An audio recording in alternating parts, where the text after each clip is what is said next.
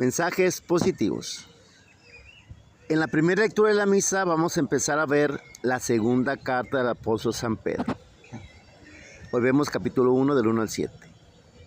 Yo, Simón Pedro, siervo y apóstol de Jesucristo, les escribo a ustedes, los que han obtenido una fe tan preciosa como la nuestra, gracias a la justicia de Jesucristo, nuestro Dios y Salvador.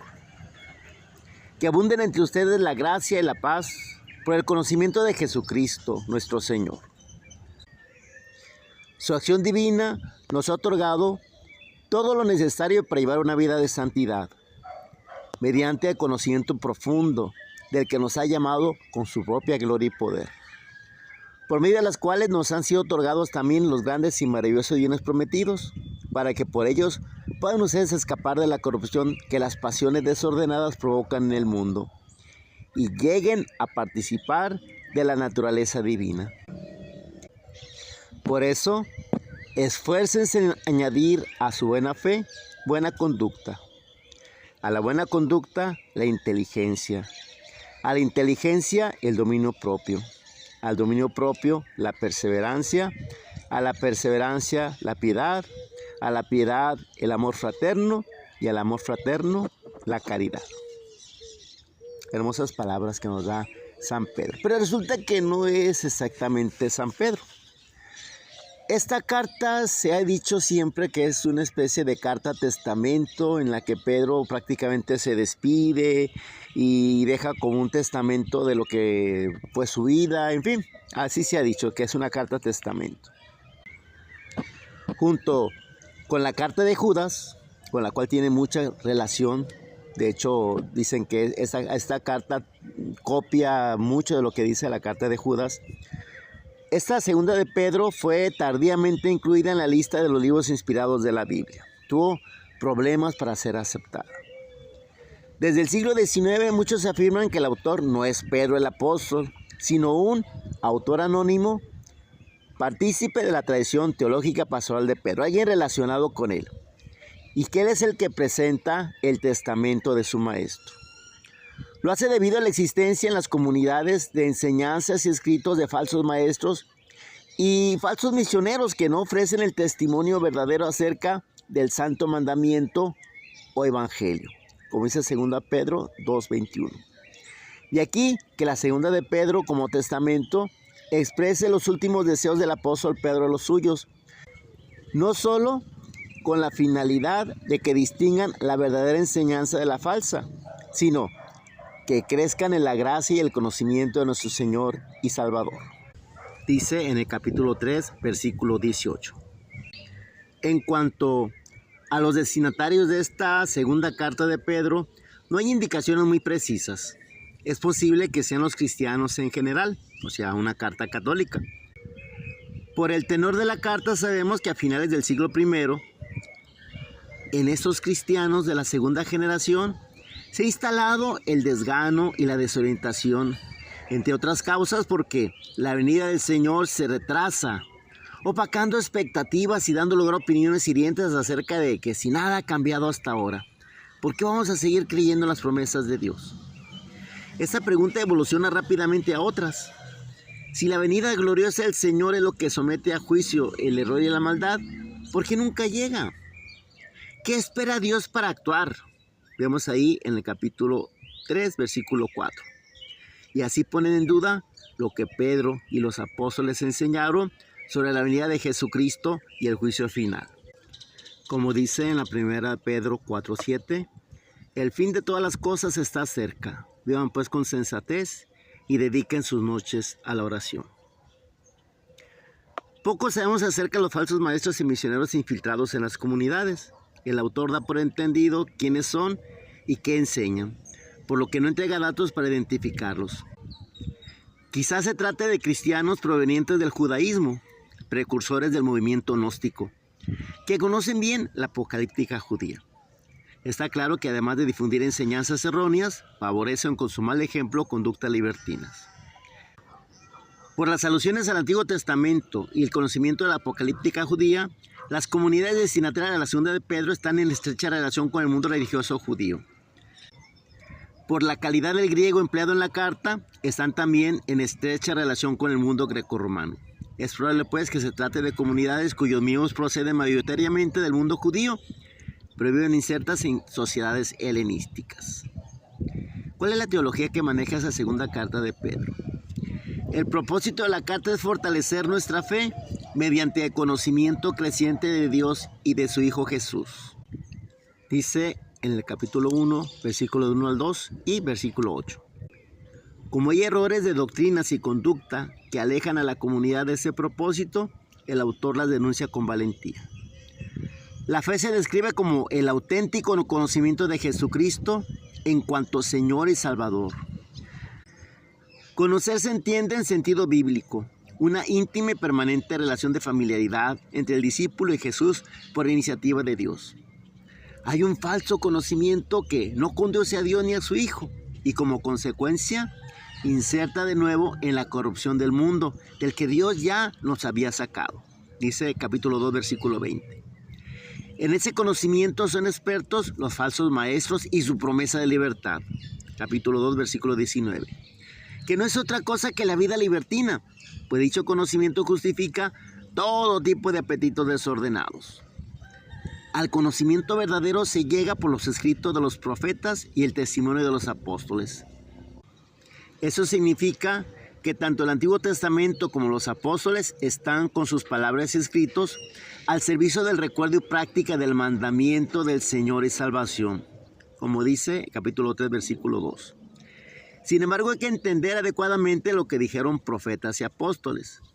Como se trata de promesas y enseñanzas de Dios inspiradas por el Espíritu Santo, la recta comprensión de sus palabras requiere la acción de ese mismo Espíritu, dejándose conducir por quien las inspiró, para no interpretarlas como a cada cual le parece. Dice capítulo 1, versículos del 20 al 21. El conocimiento auténtico de Jesucristo, por tanto, requiere insertarse en la tradición o comprensión que tiene la Iglesia de Jesús y sus enseñanzas, pues es a ella la que se le confió el camino de la verdad y de la salvación. En ese conocimiento se fundamenta la vida cristiana, la que tiene su origen en una elección o llamada por pura bondad de Dios, quien regala el conocimiento de su Hijo Jesús y con ello todo lo necesario para la vida y la religión. Capítulo 1, versículo 3. Y llega a decir algo muy impresionante. Dice así: quien es elegido es hecho partícipe de la naturaleza divina en virtud de su comunión con el Hijo. Participar de la misma naturaleza divina, fíjense qué impresionante. Capítulo 1, versículo 4. Esa participación que se realiza por los méritos de la pasión de Cristo y el bautismo otorga como vida propia la condición de hijos de Dios. Capítulo 1, versículo 3 y versículo 23. Y a un nuevo ser corresponde un nuevo quehacer.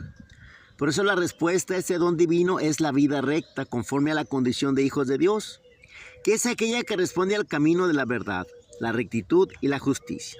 Capítulo 2, versículo 2. La meta de este caminar es alcanzar la perfección del amor o ágape, que no es solo el aprecio fraterno, sino el amor de comunión en Cristo. Capítulo 1, versículo 7. Con respecto a su fecha de composición, pues esta carta se escribió para animar la fidelidad de comunidades pertenecientes a la segunda generación de cristianos, es decir, entre el año 70 al año 110 después de Cristo, y apartarlas de las falsas enseñanzas y del libertinaje de falsos maestros y falsos misioneros. Para esto, el autor se sirve de instrucciones, exhortaciones y controversias, y dependiendo de qué se trate, emplea un estilo magisterial, o familiar, o apasionado. Hoy se sostiene que la composición de Segunda de Pedro es posterior a la muerte de Simón Pedro, apóstol de Jesucristo y testigo privilegiado de la transfiguración del Señor, como dice la Segunda de Pedro 1, 17 al 18 y capítulo 3, versículo 1. De ser así, la carta fue escrita en nombre de Pedro por un cristiano anónimo perteneciente a la tradición o escuela petrina, es decir, un discípulo suyo. Este recurso propio de la época llamado pseudoepigrafía tiene por finalidad recordar y reinterpretar con la debida autoridad la enseñanza del maestro, en este caso Pedro, a fin de que responda a los nuevos desafíos que presenta y enfrenta su comunidad. Su fecha de composición sería a finales del siglo I, entre los años 98 y 100 después de Cristo. Es posterior a la carta de Judas. Según esto, la segunda de Pedro sería el último escrito del Nuevo Testamento. La estructura literaria de la carta sería más o menos así. Un saludo inicial, capítulo 1, versículo 1 al 2. Enseñanza sobre la vocación recibida, capítulo 1, versículo 3 hasta el versículo 21. La polémica contra los falsos maestros, capítulo 2, del 1 al 22. La exhortación a una vida santa ante la venida del Señor, capítulo 3, versículos del 1 al 16. Y el saludo final, capítulo 3, del 17 al 18. Se puede describir la organización de la segunda carta de Pedro con 3 términos: enseñanza, polémica y exhortación. En la primera sección se enseña cuál es la vocación recibida. Nada menos que participar de la naturaleza divina.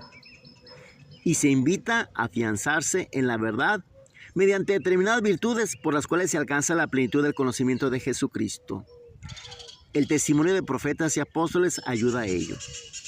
En la segunda sección se polemiza contra los falsos maestros y misioneros que los destinatarios bien conocen. Queda claro que su error no es solo de contenido, sino también de conducta, apartando a las comunidades del camino de la verdad y la salvación. Con 2 imágenes se describen. Son como un manantial sin agua y como nubes impulsadas por el huracán. Capítulo 2, versículo 17. En la tercera sección se exhorta a las comunidades a una vida santa y religiosa ante la pronta venida del Señor. Entonces, todo se desplomará para los falsos maestros y sus seguidores. Sin embargo, según la promesa de Dios, que los justos esperen aquel día unos cielos nuevos y una tierra nueva en los que habite la justicia. Capítulo 3, versículo 13. La actualidad de la segunda carta de Pedro. ¿Cómo ansiamos seguridad en el camino que cada uno recorremos? Cuando todo es opinable y la verdad relativa, cuando una voz se propone con una aparente verdad mejor que la anterior, ¿a quién oír? ¿A quién creerle? Ese era el problema de las comunidades destinatarias de la segunda carta de Pedro. La presencia de falsos evangelizadores, irónicos y seductores, instalaron en su seno la duda y la división. Por eso la carta busca ofrecer seguridad en el conocimiento auténtico de Jesucristo, porque solo Él es el Señor y Salvador. La carta entonces es un escrito para aquellos que por un lado viven entre falsos maestros y profetas y por otro buscan apasionadamente la verdad. Es para aquellos que desde su fe entienden que la verdad no puede ser un contenido opinable, sino una persona, Jesucristo, que es el camino, la verdad y la vida. Que no puede ser solo un cuerpo doctrinal o moral, sino una relación de familiaridad estable y profunda con Jesucristo. De este encuentro brota el ser nuevo de hijos de Dios y la vida que Él expresa. Solamente hoy y mañana veremos textos de esta carta en las lecturas de la misa. Por eso los invito a que, como tarea, busquen en la Biblia esta carta, le den una buena leída. Va a valer la pena. Ya saben, comparte ese mensaje, etiquétalo, compártelo con otras personas. Ese apostolado que es mío, te invito a que algún día sea tuyo. Tengan una tarde muy bonita. Mensajes positivos.